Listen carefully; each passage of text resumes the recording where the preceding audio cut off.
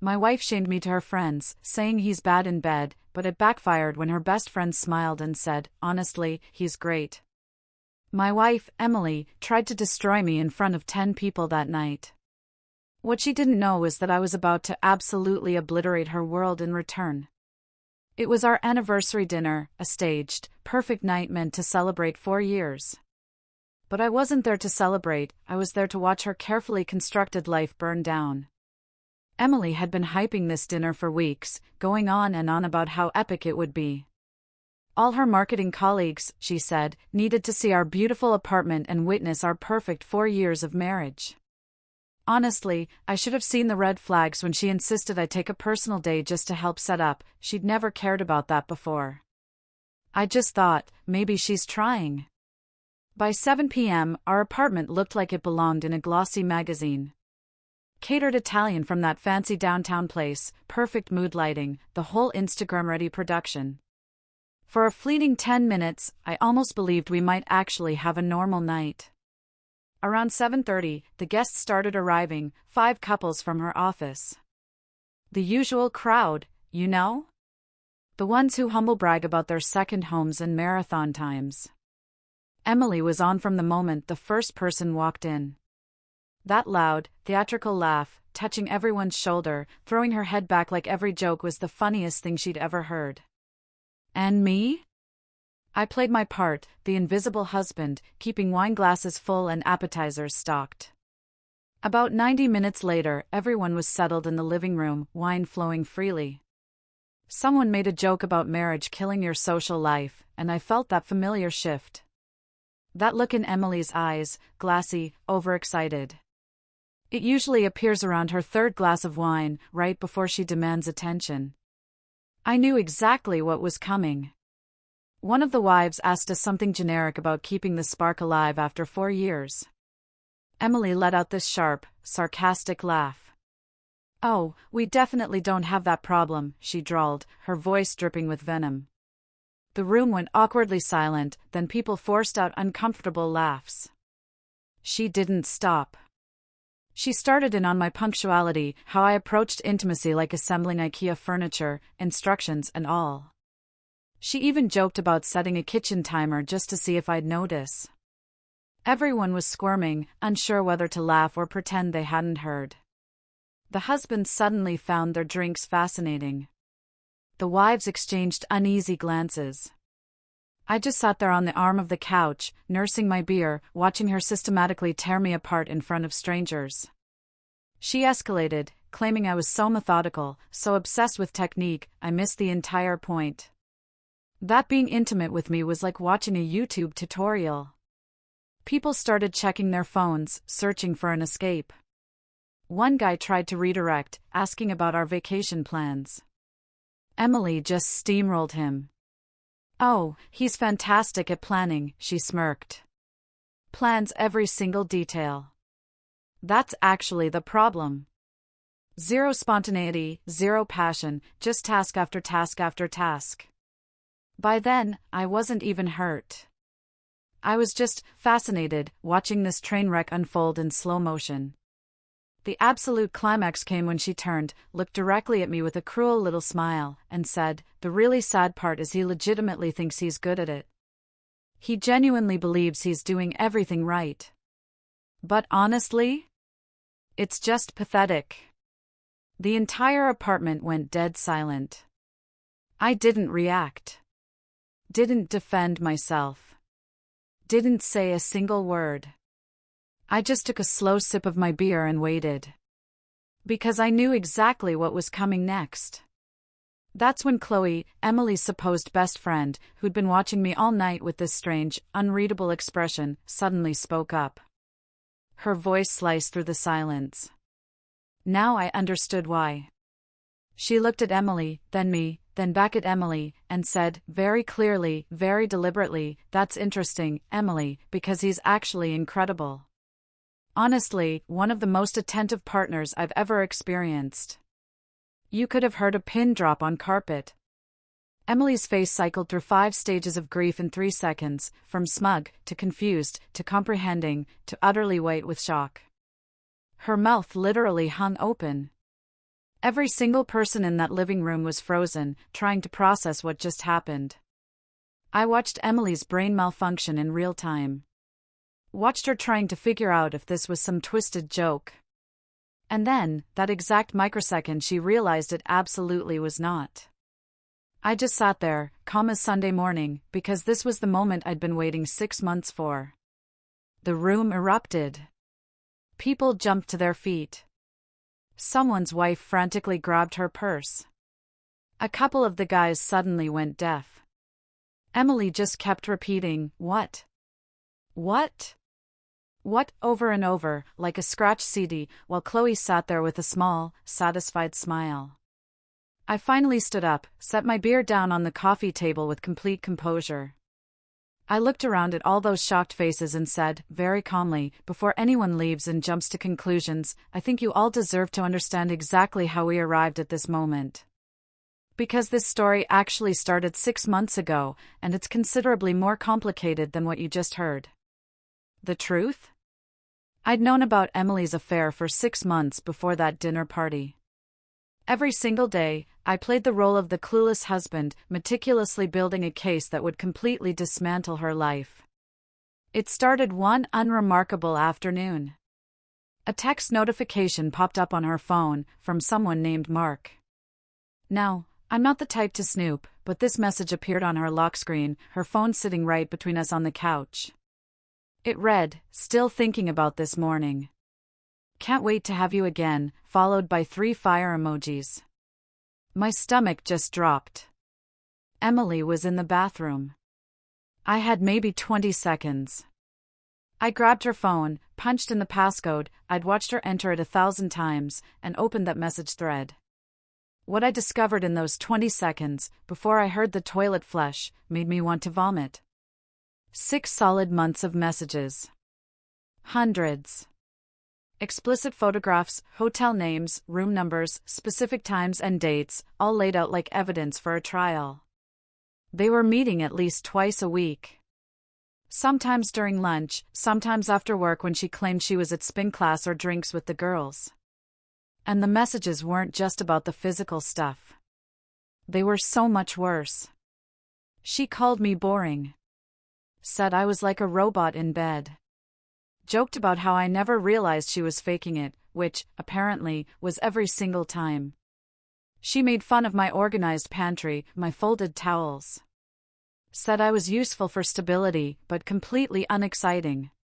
Mark kept asking, "When are you finally going to leave this guy?" And she'd respond, "Soon, just waiting for the right moment." They'd laugh about how oblivious I was, how easy it was to lie right to my face. Then I found the message. The one that changed everything. She explicitly wrote, "He's getting that senior manager promotion next month. Once that goes through and I can figure out the financial situation, I'm out." Suddenly, I understood. This wasn't just an affair. This was a calculated, long-term plan. To extract maximum value from me before discarding me like trash. I heard the bathroom door handle turn. I closed the messages, placed her phone back exactly where it had been. When Emily walked back in, I was casually scrolling through sports scores on my own phone, pretending nothing happened. She picked up her phone without even glancing at me, went right back to texting, probably him.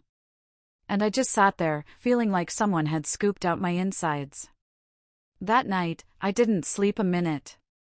Just lay there beside her, replaying every moment of the past year. Every excuse. Every late evening. Every time she'd rolled away, claiming exhaustion. Suddenly, every single piece fit. The weirdest part? I didn't cry. Didn't break down. Didn't confront her. I immediately started planning. That message about my promotion had triggered something cold, calculating, in my brain. I realized if I played this correctly, I could completely reverse the power dynamic. The next morning, I called in sick. Spent 9 hours doing research. Found a divorce attorney with excellent reviews, had a phone consultation. I learned some very interesting facts about my legal position. The apartment we lived in, the one Emily loved showing off? Solely mine, purchased 2 years before we even met with inheritance money from my grandfather. Both cars were in my name, too. Her credit was terrible when we married, and I'd helped her rebuild by putting everything through my accounts. We had one joint checking account for shared expenses, but all our other finances were separate. She also earned roughly $35,000 less than me annually.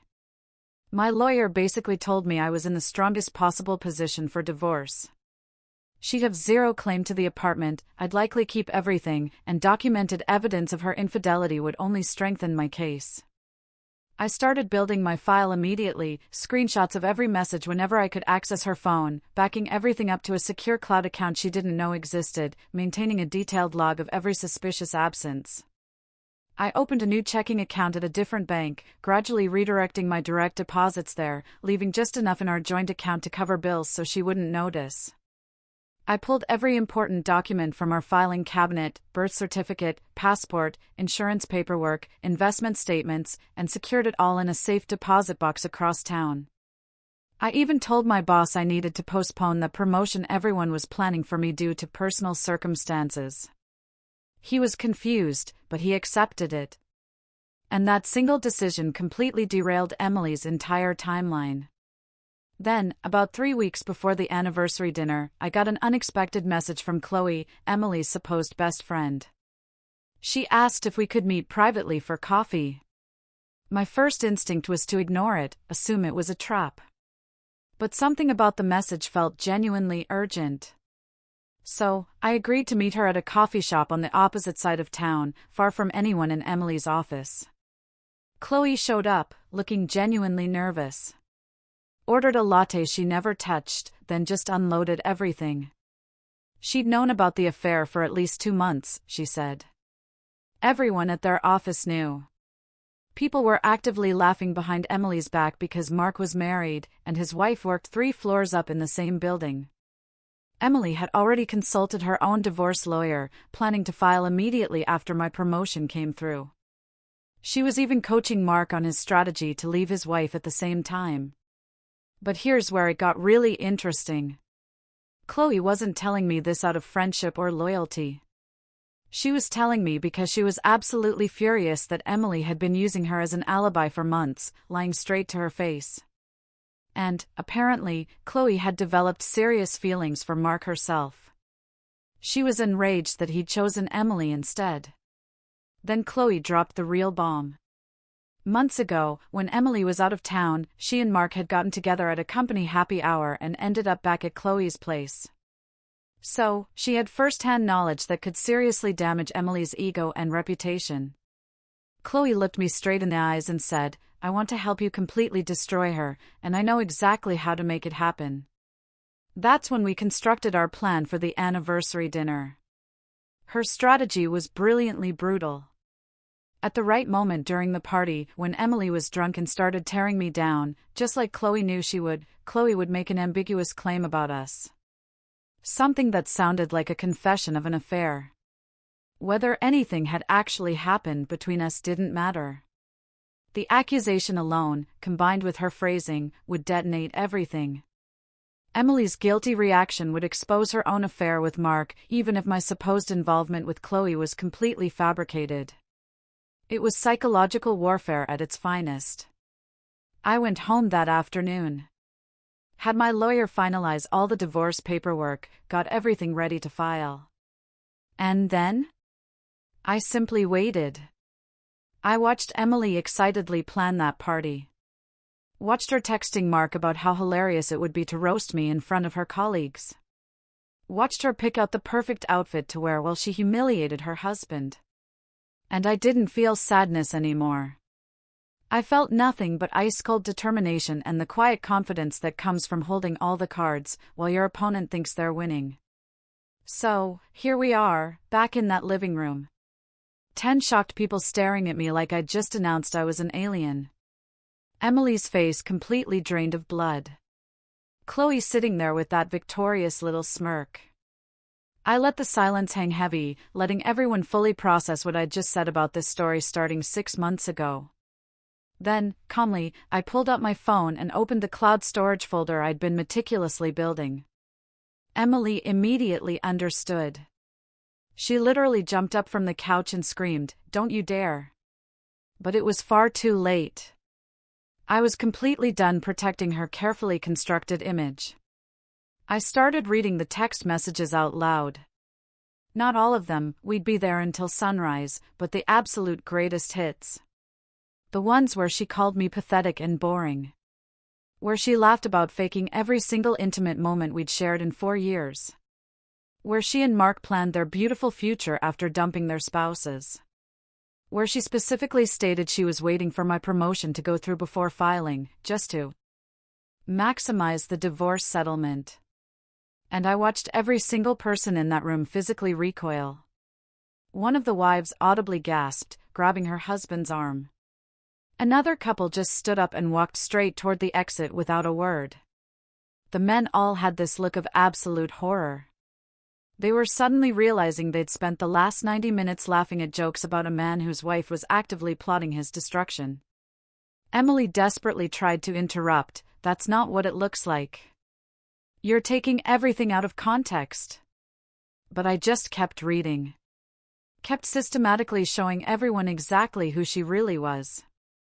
With each message I read aloud, I watched her carefully built social circle disintegrate in real time. Then I got to my favorite part. I pulled up the message thread between Emily and Chloe.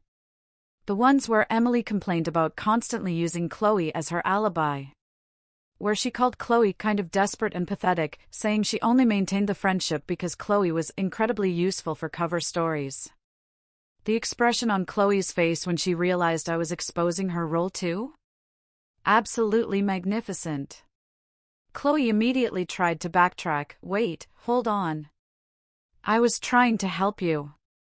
But I looked directly at her. "You weren't trying to help me, Chloe. You were trying to hurt Emily because you wanted Mark for yourself. You're just as manipulative as she is, you just hide it better."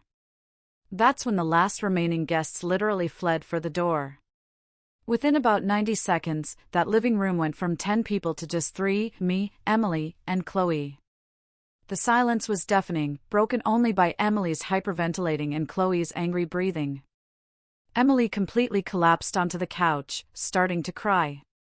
Not genuine, sad crying, but that calculated, manipulative crying she does when she needs sympathy. She kept repeating, "It was a mistake, just a stupid mistake. We can fix this," over and over like a broken recording. I walked very calmly to my jacket by the front door, reached into the inside pocket, pulled out a manila envelope, and dropped it onto the coffee table directly in front of her. She stared at it like it was a venomous snake, wouldn't touch it, just kept staring. I said, in the calmest voice I could manage, "Those are divorce papers. I'm filing first thing tomorrow morning at the courthouse. And just so we're completely clear, you're getting absolutely nothing." Then I explained, in detail, exactly what my attorney had told me. The apartment was mine, from before we even met, purchased with inheritance money.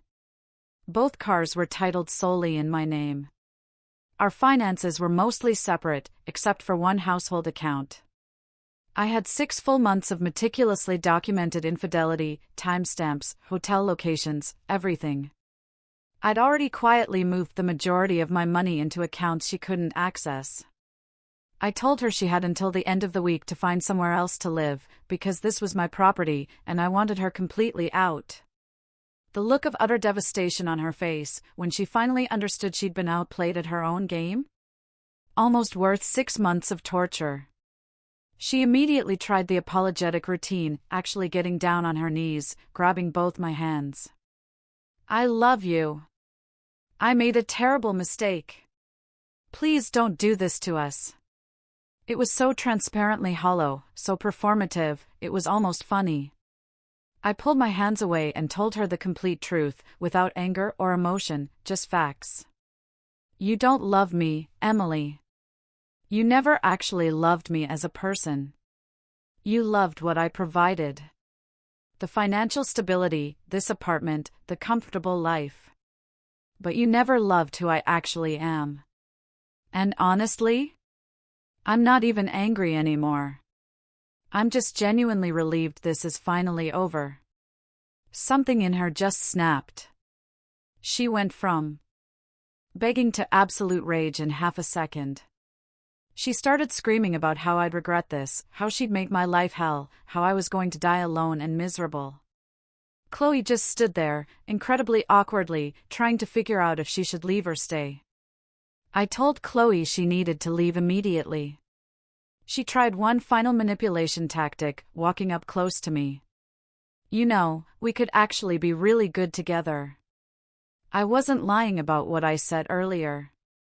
I actually laughed right in her face.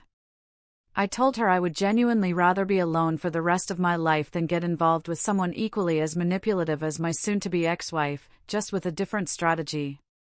She absolutely lost it, storming out, slamming the door hard enough that a framed picture fell off the wall and shattered. That night, I slept in the guest room with the door locked while Emily cried in our former bedroom. First thing the next morning, I drove straight to my lawyer's office and officially filed everything. Over the next 2 weeks, everything fell apart for Emily in the most spectacularly beautiful way possible. The screenshots I displayed at the party had been secretly recorded on at least 3 different phones and somehow circulated through her entire office within 48 hours. Chloe, vindicatively, sent comprehensive evidence of the affair directly to their HR department. Both Emily and Mark were terminated for violating the company's explicit workplace relationship policy. Mark's wife, naturally, found out through the office gossip network, immediately filed for divorce, and apparently created this incredibly detailed social media post about the entire affair that went viral, absolutely destroying both their reputations. Emily tried desperately to stay with various friends, but apparently nobody wanted to house someone publicly exposed as a serial liar and calculated cheater. She eventually had no choice but to move back in with her parents, who lived 3 states away. The absolute perfect cherry on top happened about 3 months after that anniversary dinner. I was home alone for the first time in months, finally feeling genuine peace in my own space, heating up some leftover pizza and watching the playoffs. My doorbell rang at almost 9:30 at night. I looked through the peephole. There stood both Emily and Chloe in my hallway. I could hear them arguing before I even opened the door. I cracked it about 4 inches, security chain still in place, and asked what they wanted. They both immediately started talking over each other. Emily claiming she needed to pick up belongings she'd left behind. Chloe saying she needed to talk to me urgently. Then, right there, they turned on each other. In my apartment hallway, they started absolutely screaming about whose fault this entire disaster was. Chloe calling Emily a manipulative user who deserved everything she got. Emily screaming that Chloe was pathetic and obsessed and had ruined everything. It literally escalated into them physically pushing each other. I told them both, very clearly, I was calling the police immediately if they didn't leave in the next 30 seconds. I stepped back inside, firmly locked the door, while they continued their dramatic screaming match in the public hallway. I could hear them yelling all the way down to the elevator. Heard the doors finally close, and then, blessed silence. I walked back to my reheated pizza, sat down on my couch in my apartment that was finally just mine, and started genuinely laughing. The entire situation was so absurdly, perfectly karmic. It felt like fiction. The woman who'd spent years systematically making me feel small, inadequate, and worthless, had lost her job, her entire friend group, her home, every shred of dignity.